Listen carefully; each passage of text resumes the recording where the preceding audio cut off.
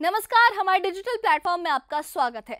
जम्मू कश्मीर की सियासी जमीन पर एक बार फिर चुनावी बुखार चढ़ आया है और ये बुखार इतना तेज है कि पूरे इलाके की हवा में उत्साह और रणनीति का मिला जुला हुआ मंजर नजर आ रहा है। जी हां, 13 अक्टूबर को चुनाव आयोग ने नगरोटा और बडगाम विधानसभा सीटों पर उपचुनाव की अधिसूचना जारी कर दी है, जिसके साथ ही नामांकन की प्रक्रिया शुरू हो चुकी है। ये दो सीटें भले ही छोटी लगें, लेकिन इनका असर जम्मू कश्मीर की पूरी सियासत पर पड़ने वाला है। एक तरफ कश्मीर घाटी की बडगाम सीट है, जहां नेशनल कॉन्फ्रेंस की परंपरागत पकड़ मजबूत है, और दूसरी तरफ जम्मू की नगरोटा सीट, जहां बीजेपी का किला कायम है। नामांकन 20 अक्टूबर तक चलेगा। 24 अक्टूबर को नाम वापसी की आखिरी तारीख है। 11 नवंबर को मतदान होगा और 14 नवंबर को नतीजे आएंगे। इस ऐलान के साथ ही राजनीतिक दलों ने अपनी कमर भी कस ली है। नेशनल कॉन्फ्रेंस के जो नेता हैं और मुख्यमंत्री उमर अब्दुल्ला ने श्रीनगर में उनके आवास पर बैठक करके रणनीति बनाई है, जहां संभावित उम्मीदवारों के नामों पर गहन चर्चा हुई है। बडगाम में जहां 1,25,000 से ज्यादा मतदाता हैं, वहां धारा 370 की बहाली, राज्य का दर्जा, बेरोजगारी, युवाओं की रिहाई, ड्रग्स पर रोक और विकास कार्यों की कमी जैसे मुद्दे चुनावी बहस का केंद्र बनने वाले हैं। 2024 के चुनाव में उमर अब्दुल्ला ने यहां से 54% से ज्यादा वोटों से जीत हासिल की थी, जबकि 2014 में आगा रुहुल्ला मेहंदी ने एनसी को सफलता दिलाई थी। वहीं नगरोटा में 96,000 वोटर हैं और यहाँ सड़क, पानी, बिजली, बेरोजगारी और स्थानीय मसाइल सबसे ऊपर रहेंगे। बीजेपी के दिवंगत विधायक देवेंद्र सिंह राणा का यहाँ प्रभाव अभी भी बरकरार है, जिन्होंने 2014 और 2024 दोनों में एनसी को हराया था।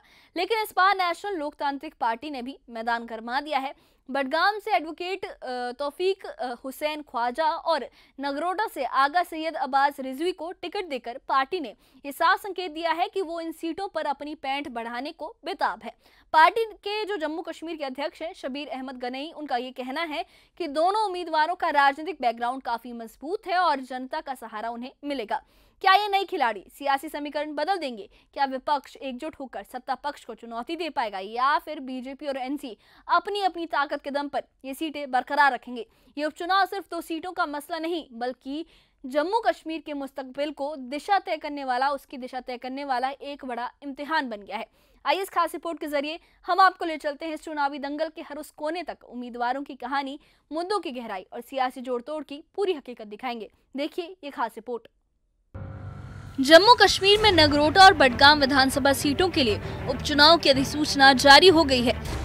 चुनाव आयोग ने घोषणा की है कि नामांकन दाखिल करने की प्रक्रिया 20 अक्टूबर तक चलेगी। 24 अक्टूबर को नाम वापसी की अंतिम तारीख तय की गई है।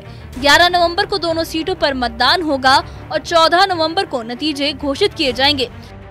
इन चुनावों के ऐलान के बाद राज्य की सियासत में हलचल बढ़ गई है और राजनीतिक दलों ने अपने अपने स्तर पर रणनीति बनाना शुरू कर दिया है।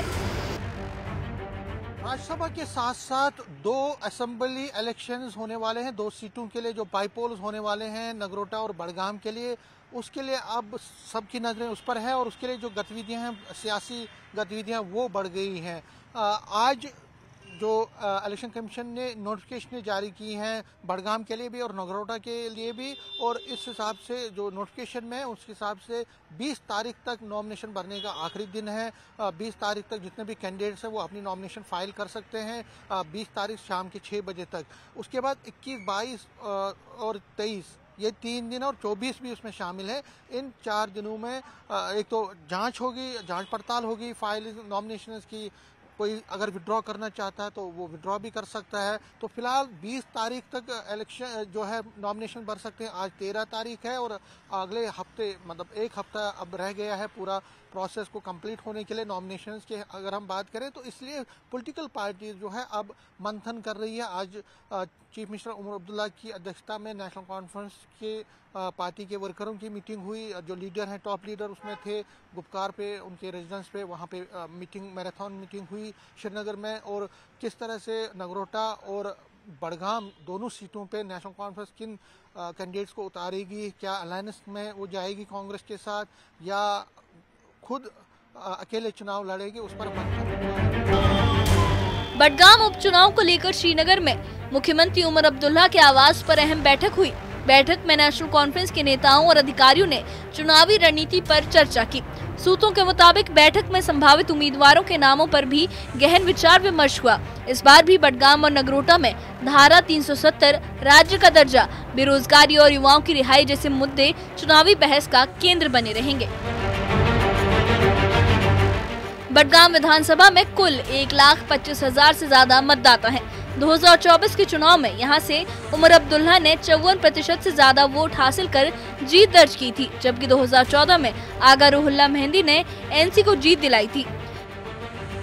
बडगाम के प्रमुख मुद्दों में स्टेटहुड की बहाली, रोजगार, ड्रग्स पर रोक और विकास कार्यों की कमी शामिल है। वहीं नगरोटा में करीब 96,000 वोटर हैं, जहां सड़क, पानी, बिजली और बेरोजगारी जैसे स्थानीय मुद्दे सबसे अहम हैं। इस बीच नेशनल लोकतांत्रिक पार्टी ने भी दोनों सीटों के लिए अपने उम्मीदवार घोषित कर दिए हैं। पार्टी ने बडगाम सीट से एडवोकेट तौफीक हुसैन ख्वाजा को टिकट दिया है, जबकि नगरोटा से आगा सैयद अब्बास रिजवी को मैदान में उतारा गया है। पार्टी के जम्मू कश्मीर अध्यक्ष शबीर अहमद गनई ने कहा कि दोनों उम्मीदवारों का राजनीतिक अनुभव मजबूत है और पार्टी को उनके जीतने की पूरी उम्मीद है। नगरोटा ज़िले इंतखाब के लिए हमारी पार्टी नेशनल लोकतांत्रिक पार्टी ने दोनों उम्मीदवारों के नामों का ऐलान किया है, जिसमें हम बडगाम सीट पर एडवोकेट तौफीक हुसैन ख्वाजा और नगरोटा सीट पर आगा सैयद अब्बास रिजवी को मैदान में उतार रहे हैं। दोनों उम्मीदवारों का सियासी बैकग्राउंड काफ़ी मजबूत है, इसलिए पार्टी ने इन दोनों को नामों का ऐलान किया। अब हम वोटरों को अपनी जानिब संभालने की कोशिश कर रहे हैं। लोग चाहते हैं कि नई नुमाइंदगी सामने आए और उनकी परेशानी दूर हो जाए। आवाम अब दीगर सियासी पार्टियों से तंग आ चुके हैं। एनसी-पीडीपी ने हमेशा यहाँ की आवाम को इस्तेसाल किया। नए चेहरे सामने लाना इस बात की निशानदेही होती है कि आवाम कितनी नाराज़ है इन पुरानी सियासी जमातों से। नगरोटा सीट पर बीजेपी के देवेंद्र सिंह राणा के परिवार का प्रभाव पहले से ही मजबूत है। उन्होंने 2014 में एनसी को हराया था और 2024 में दोबारा जीत हासिल की थी। वहीं बडगाम में नेशनल कॉन्फ्रेंस की पकड़ परंपरागत रूप से मजबूत रही है। अब देखना ये होगा कि नेशनल लोकतांत्रिक पार्टी जैसे नए खिलाड़ी इन इलाकों में कितना असर डाल पाते हैं और क्या विपक्ष एकजुट होकर सत्ता पक्ष को चुनौती देने में कामयाब होगा। की अगर बात करें तो जो मंथन का दौर चल रहा है नेशनल कॉन्फ्रेंस में, वो ये है कि आगा सईद रहुल्ला जो वहाँ पे बड़े नेता है, वो अपने किसी खास आदमी को या खास लीडर को वहाँ से चुनाव लड़वाना चाहते हैं। लेकिन उमर अब्दुल्ला, ऐसा कहा जा रहा है, जो रिपोर्ट्स हैं कि नासिर असलम वानी को वहाँ से, जो उनके पॉलिटिकल एडवाइज़र है, उनको वहाँ से चुनाव लड़वाना चाहते हैं। अब कौन वहाँ से चुनाव लड़ेगा, उस पर मंथन नेशनल कॉन्फ्रेंस में जारी है। बीजेपी ने साफ कहा है कि नगरोटा से वो दमखम से चुनाव लड़ेगी और बडगाम से भी चुनाव लड़ेगी। बडगाम में उसका ज़्यादा स्टेक नहीं है, लेकिन नगरोटा उसके लिए एक बड़ी प्रेस्टीजियस सीट है। और वहाँ से की अगर हम बात करें तो वहाँ से दिव्यानी राणा, जो कि दिवंगत देवेंद्र सिंह राणा की बेटी है, उनको चुनाव लड़ाया जा सकता है, ऐसी चर्चा है। लेकिन वहाँ से एमपी जुगल किशोर के भाई नंद किशोर शर्मा वो भी दावा ठोक रहे हैं, और जम्मू कश्मीर पंचायत कॉन्फ्रेंस के चेयरमैन अनिल शर्मा वो भी दावा ठोक रहे हैं बीजेपी की तरफ से। तो अब किसको मैंडेट मिलता है, 1-2 दिन में उसकी भी तस्वीर साफ है। नगरोटा और बडगाम का ये उपचुनाव भले ही 2 सीटों का हो, लेकिन इसका असर पूरे जम्मू कश्मीर की सियासी दिशा तय कर सकता है। हर पार्टी मैदान में पूरी ताकत के साथ उतर रही है और अब सबकी नजर इस बात पर है कि जनता किस पर भरोसा जताती है, क्योंकि आखिर में फैसला वही करेगी जो सबसे बड़ी ताकत है, यानी कि जनता। Bureau report, news 18।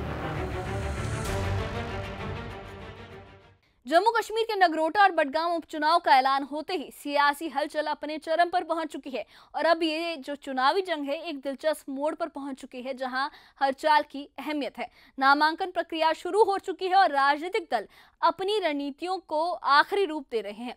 National conference Budgam में अपनी परंपरागत ताकत के दम पर उस मैदान में उतर रही है, जहां मुख्यमंत्री उमर अब्दुल्ला की बैठक में उम्मीदवारों के नाम तय हो चुके हैं शायद, और मुद्दे जैसे स्टेटहुड की बहाली, रोजगार की तलाश, ड्रग्स का खात्मा और विकास की कमी जनता के दिलों में, इन मुद्दों को जनता के दिलों तक पहुंचाना, उनके दिलों को छूना इन मुद्दों के जरिए एक बड़ा टास्क बन गया है। 1,25,000 मतदाताओं वाली ये सीट एनसी का गढ़ मानी जाती है, एनसी का गढ़ रही है, लेकिन अब नेशनल लोकतांत्रिक पार्टी के एडवोकेट तौफीक हुसैन ख्वाजा जैसे उम्मीदवार चुनौती पेश कर रहे हैं। दूसरी तरफ नगरोटा में बीजेपी का किला मजबूत दिख रहा है, जहां दिवंगत देवेंद्र सिंह राणा का प्रभाव बरकरार है और संभवतः उनकी बेटी देवयानी राणा को टिकट मिल सकता है, क्योंकि उन्हें एक सिंपैथी वोट भी मिल सकता है और वहां पे उनकी परिवार का जो दबदबा रहा है उसको देखते हुए बीजेपी को वोट मिल सकता है। जबकि अगर उमर अब्दुल्ला की सीट की बात की जाए, अगर हम बडगाम की सीट की बात करें, तो वहां पर जो जिस तरीके से मुख्यमंत्री उमर अब्दुल्ला ने उस सीट से इस्तीफा दिया, वहां के लोगों को ये लग रहा है कि उनके साथ धोखेबाजी हुई है। ऐसे में दोबारा एनसी पर भरोसा जताएगी वहां की जनता या नहीं, ये एक बहुत बड़ा सवाल है।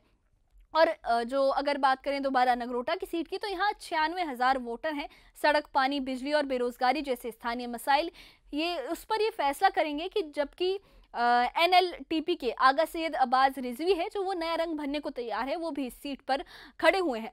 ये उपचुनाव भले ही 2 सीटों के हों, लेकिन इनके नतीजे पूरे जम्मू कश्मीर की सियासत की दिशा बदल सकते हैं। क्या विपक्ष की एकजुटता बीजेपी को धकेल देगी या सत्ता पक्ष अपनी ताकत बरकरार रखेगा? क्या नए दल जैसे NLTP जनता का दिल जीत पाएंगे? और क्या ये चुनाव धारा 370, युवाओं की रिहाई जैसे बड़े मुद्दों पर बहस को नई ऊंचाई देंगे? 11 नवंबर को मतदान और 14 नवंबर को नतीजों से ये साफ होगा कि आवाम किसकी सुनती है। इस बारे में लेकिन आपकी क्या राय है, हमें कमेंट बॉक्स में अपनी राय जरूर बताइए। और इससे जुड़े अपडेट्स के लिए और ऐसी ही खबरों के लिए हमारे चैनल के साथ बने रहिए। हमारे चैनल को सब्सक्राइब करिए। शुक्रिया।